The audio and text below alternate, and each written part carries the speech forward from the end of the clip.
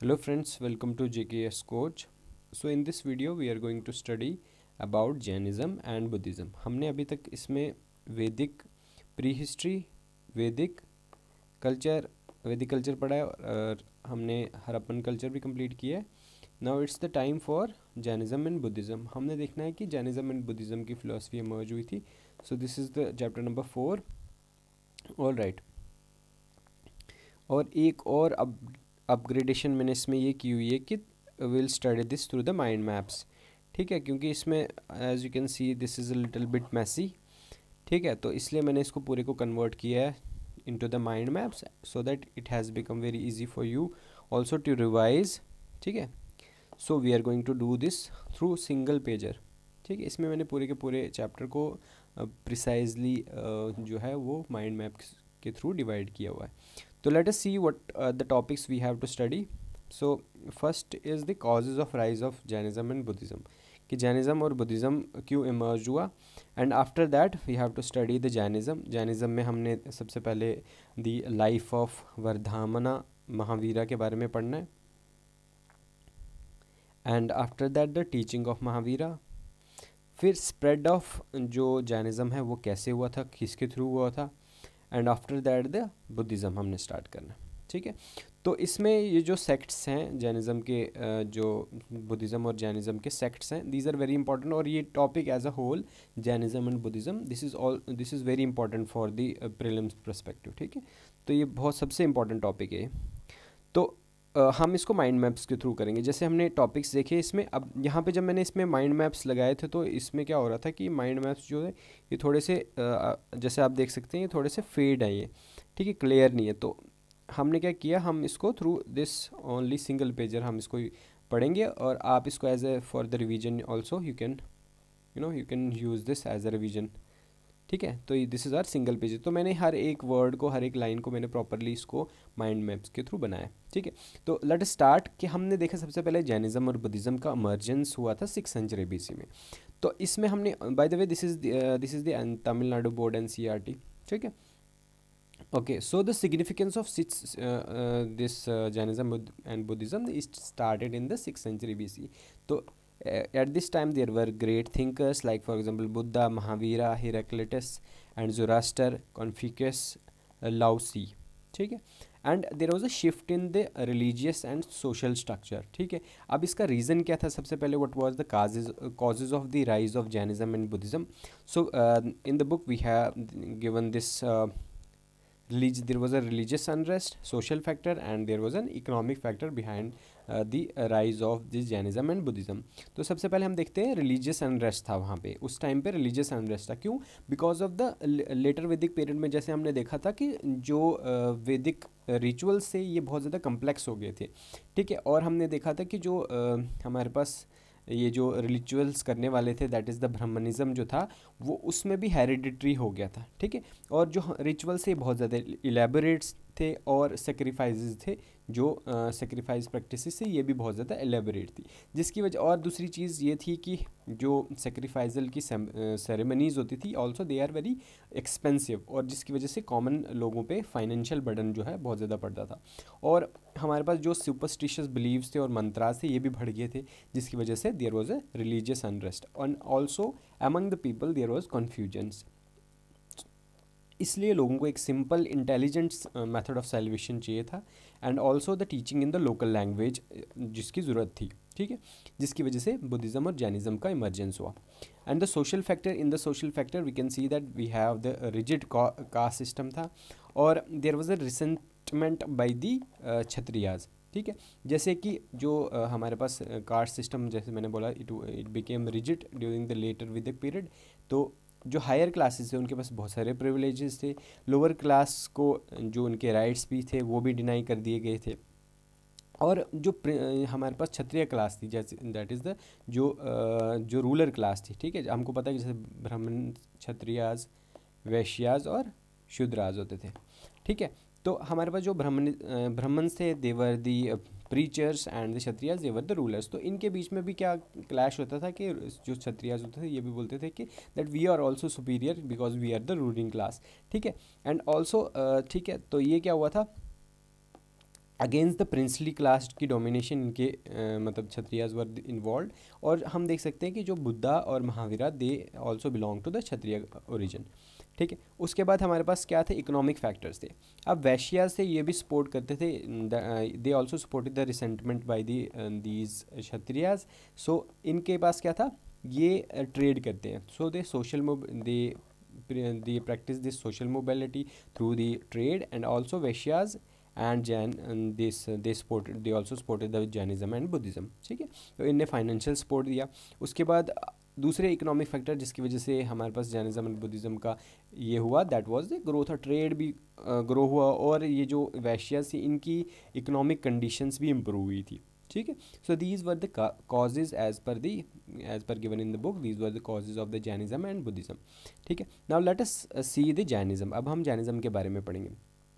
तो सबसे पहले हमको दिया गया है लाइफ ऑफ वर्धामना महावीरा। ठीक है, तो महावीरा जो थे तीर्थंकार थे, इनके बारे में हमने पढ़ना है, इनकी लाइफ के बारे में। सबसे पहले अर्ली लाइफ इनकी, he was born in Kundalagrama, that is near Vaishali, जो कि गुजरात में है।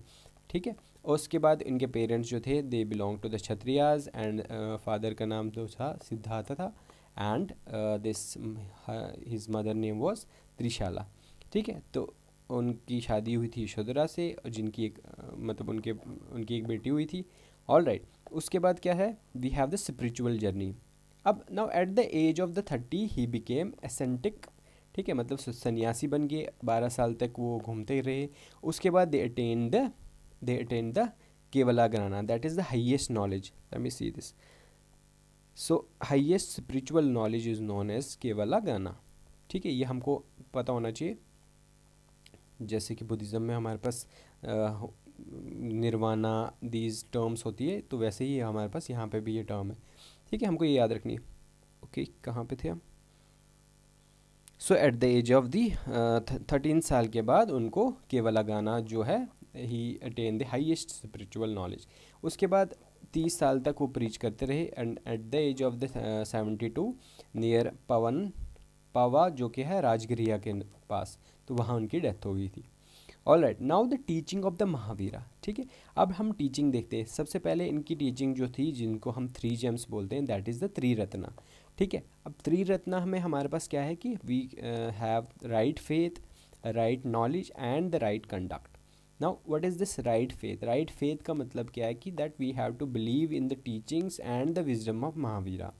And what is the right knowledge? As per the Mahavira, the right knowledge is the acceptance of the theory of non-creation। ठीक है, इनके पास मतलब ये they believe in the theory of non-creation, and they also believe that there is a soul, or we can say soul exists in every object, every animate or mate जो हमारे पास living और non-living creature है, as per the philosophy of this Jainism, कि हर एक object में जो है वो सोल प्रेजेंट होती है।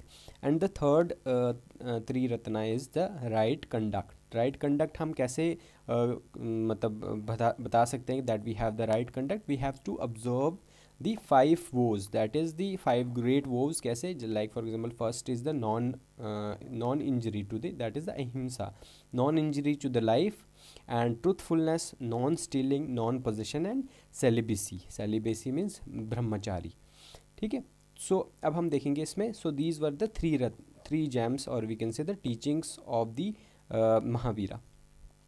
ठीक है, now what are the other teaching? That is the doctrine of this अहिंसा।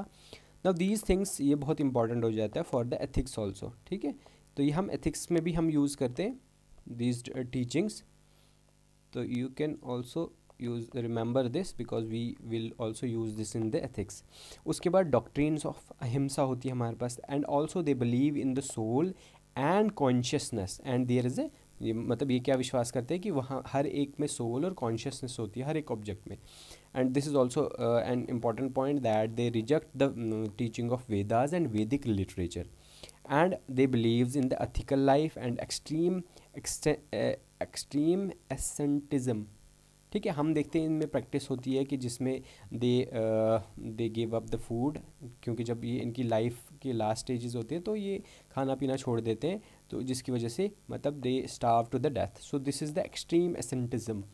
and also they practice they have these practices like starvation, nudity and self torture. ठीक है, these are the teachings of the Mahavira.